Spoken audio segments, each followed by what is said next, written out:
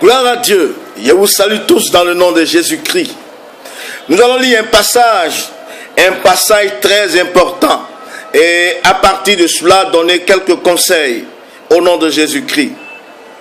Nous allons lire Marc chapitre 10 à partir du verset 46 jusqu'au verset 53.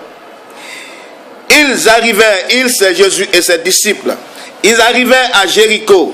Et lorsque Jésus en sortit, avec ses disciples et une assez grande foule, le fils de Timée, Bartimée, mendiant aveugle, était assis au bord du chemin. Verset 47. Il entendit que c'était Jésus de Nazareth et il se mit à crier: Fils de David, Jésus, aie pitié de moi.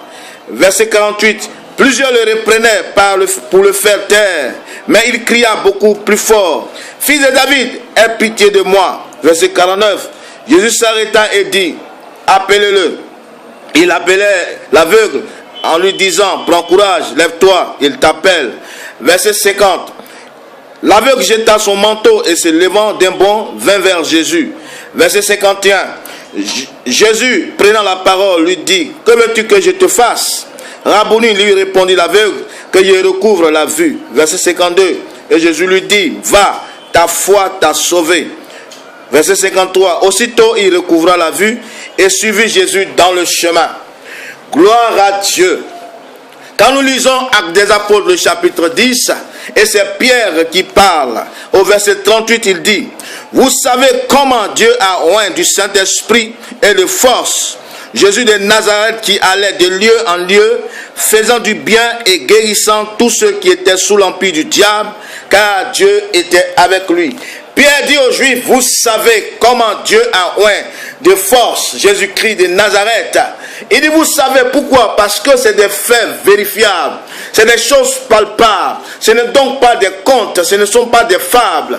Jésus-Christ a vécu véritablement sur la terre et c'est des choses qu'on peut vérifier, qu'on peut chercher, les faits qu'on peut trouver dans l'histoire de ce monde. Ce n'est donc pas des fables en parlant de Jésus. Il dit: Vous savez comment Dieu a oint de force et du Saint-Esprit Jésus-Christ de Nazareth, qui allait de lieu en lieu. Donc ce sont des faits. Jésus-Christ allait vraiment de lieu en lieu, et en allant de lieu en lieu, il faisait du bien aux hommes, il guérissait les malades, il délivrait ceux qui sont sous l'empire du diable.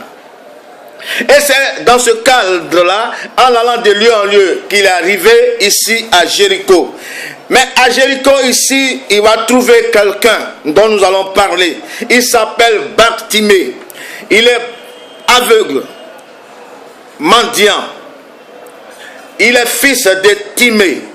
Mais quand nous lisons bien ce passage, nous verrons que Bartimée est mendiant parce que d'abord, il est aveugle. Si nous lisons ce passage et si nous le comprenons, nous verrons que Bartimée n'aime pas sa position de mendiant. Il ne veut pas être mendiant, mais il mendiait parce qu'il était encore aveugle. La cécité le contraignait, cette position d'aveugle le contraignait à tendre la main à tous ceux qui passent à côté de lui, à demander l'aumône, à mendier son pain. Mais Bartimée n'a pas aimé cela et il n'aimait pas cela, mais il le faisait quand même. Mais gloire à Dieu, quelque chose va se passer. Et ce jour-là, Bartimée était toujours au bord du chemin et quelqu'un va passer. Lui, c'est le sauveur du monde, Jésus-Christ de Nazareth.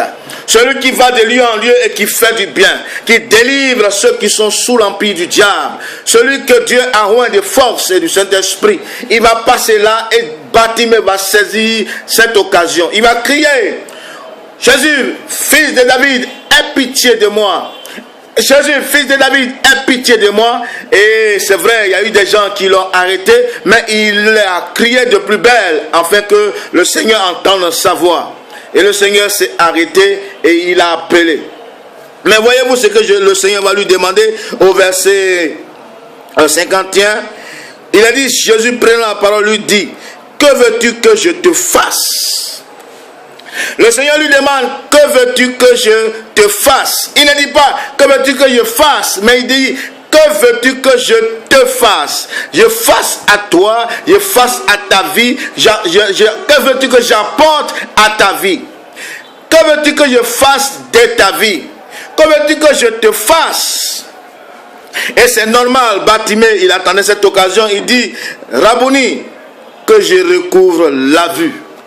Oui, Bartimée savait que le problème clé, le problème pour lequel, à cause duquel il mendiait son pain, c'était parce qu'il ne voyait pas, parce qu'il était aveugle.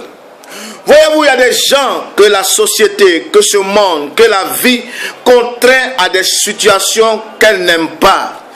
Il y a des personnes qui sont contraintes de faire certaines choses qu'elles ne veulent pas. Mais à cause d'un problème dans leur vie, elles sont obligées de faire ce qu'elles ne veulent pas faire. Il y a des personnes qui se prostituent, pas parce qu'elles veulent se prostituer, mais à cause de quelque chose. Il y a des personnes qui sont mendiantes, pas parce qu'elles le veulent, mais à cause de quelque chose. Il y a des personnes qui demandent le monde, demandent de quoi manger, de quoi vivre, mais pas parce qu'elles le veulent, non, mais c'est parce que quelque chose s'est passé dans leur vie. Pour Bartimée, c'est à cause de cette maladie qu'il était contraint de mendier son pain. Voyez-vous, il y a des gens qui ne veulent pas rester en famille parce que, à cause de leur âge, elles doivent avoir leur propre maison, elles doivent avoir leur propre famille, mais à cause de ce problème-là, elles sont contraints de rester encore en famille, rester encore avec les enfants dans la maison de leur père et être obligés de subir certaines tracasseries, mais certaines choses qu'elles n'aiment pas, mais elles sont là quand même parce qu'elles ne savent pas quoi faire. Il y a des personnes qui sont dans des positions qu'elles n'ont pas rêvé, auxquelles elles n'ont pas rêvé, à quoi elles n'ont pas pensé. Elles sont là contraintes à cause d'une situation donnée, à cause de quelque chose qui s'est passé dans leur vie. D'autres ont perdu le papa, et parce qu'ils ont perdu le papa, ils sont obligés de vivre d'une certaine manière. Ont perdu maman, ils sont obligés de vivre d'une autre manière. Ont perdu leur travail, ils sont obligés de vivre d'une autre manière. La vie les a contraints, la société les a contraints, ce monde les a contraints, le diable, les démons les ont contraints à faire des choses qu'elles ne veulent pas faire, ces personnes. Alors comme Bartimée, elles sont obligées de tendre la main à la société, tendre la main, demander le monde, faire pitié pour on puisse les entendre, s'habiller d'une certaine manière, avoir un certain accoutrement pour que au moins les cœurs sensibles puissent avoir un regard vers eux. Mais elles n'aiment pas cette position, elles ne veulent pas cette position. Mais à vous qui êtes contraints à faire ce que vous ne voulez pas faire, j'ai une bonne nouvelle pour vous. Car la Bible dit que Jésus-Christ est le même hier, aujourd'hui et éternellement. Oui, il n'a pas changé, le sauveur du monde. Il est encore dans ce monde par son esprit. Il est présent, il est bien plus présent que tu ne peux le penser.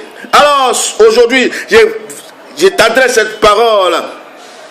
Il vient à toi aujourd'hui. Il vient à toi et il te demande, que veux-tu que je te fasse? Quel est le lieu de ta vie que tu veux qu'il touche? Quelle est la partie de ta vie? Qu'est-ce que tu veux qu'il touche dans ta vie? Que veux-tu qu'il fasse de ta vie afin que tu sortes de cette situation, afin que tu quittes ce bord du chemin, afin que tu quittes là où tu es contraint à faire ce que tu ne veux pas faire? Qu'est-ce que tu veux qu'il touche dans ta vie? Qu'est-ce que tu veux qu'il touche là où tu es? Mais je vais te dire d'abord une chose. La Bible dit qu'il est venu parce que le monde était maudit, parce que le monde était maudit à cause du péché d'Adam, parce que les hommes étaient séparés d'avec Dieu. Il est d'abord venu pour nous réconcilier avec Dieu. Il est mort et ressuscité pour cela. Il est mort et ressuscité pour régler le problème des hommes avec Dieu. La première chose donc qu'il veut faire, c'est de te mettre en communion avec Dieu, de te mettre en contact avec Dieu. La première chose qu'il veut faire dans ta vie, qu'il veut apporter dans ta vie, c'est que tes péchés te soient pardonnés. Alors, tu as besoin de te repentir de tes péchés. Tu as besoin de sortir de tes péchés. Vous voyez dans la parole de Dieu, il est dit ceci, parlant du péché, il est dit ceci, le péché nous sépare d'avec Dieu. Dieu nous aime, mais si tu es dans le péché, tu es séparé d'avec lui.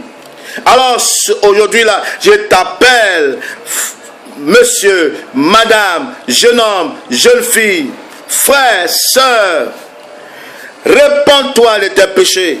Rentre en communion avec Dieu. Reconnais Jésus comme le sauveur personnel, ton sauveur personnel, ton sauveur véritable, celui qui a donné sa vie pour que tu aies la vie avec Dieu, celui qui a été à un moment abandonné pour que tu sois accepté, qui a porté la souffrance pour que tu sortes de la souffrance du péché, pour que tu sortes de la misère du péché, pour que tu sortes de l'abandon total de Dieu. Non!